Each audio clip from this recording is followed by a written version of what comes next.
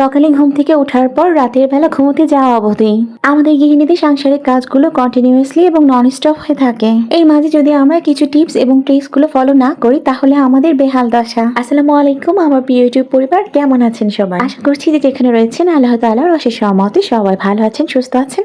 আলহামদুলিল্লাহ, আমরাও ভালো আছি। আবারও একটি ছোট ভিডিও নিয়ে হাজির হয়েছি, তবে আজকে কোনো ডেইলি ব্লগ নয়। সাংসারিক কাজের চাপে ডেইলি ব্লগগুলো চাইলেও করতে পারি না, তবে কিচেন টিপস এবং ট্রিক্স এর ভিডিওগুলো মাঝে মাঝে আমি আপলোড করে থাকি। তারই ধারাবাহিকতা আজকে আরো একটি ভিডিও শেয়ার করছি। আটা বা ময়দা বাজার থেকে কেনার পর এভাবে কন্টেনারে তো আমরা সংরক্ষণ করে থাকি। আটার মাঝে পোকার সৃষ্টি হয়, এরপর কিন্তু সেই আটাটা ব্যবহার করতে কেমন যেন লাগে।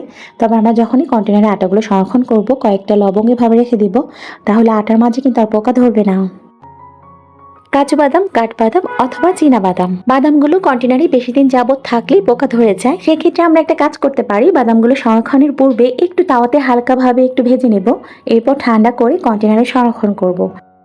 রান্নাবান্না করার ক্ষেত্রে ঢেঁড়স ভাজি আমরা কম বেশি সবাই করে থাকি, তবে ঢেঁড়স তো এক ধরনের স্লিপারি সবজি। এছাড়া একটা একটা করে ঢেঁড়স কাটতে গিয়ে সময়েরও কিন্তু বেশ অপচয় হয়ে থাকে।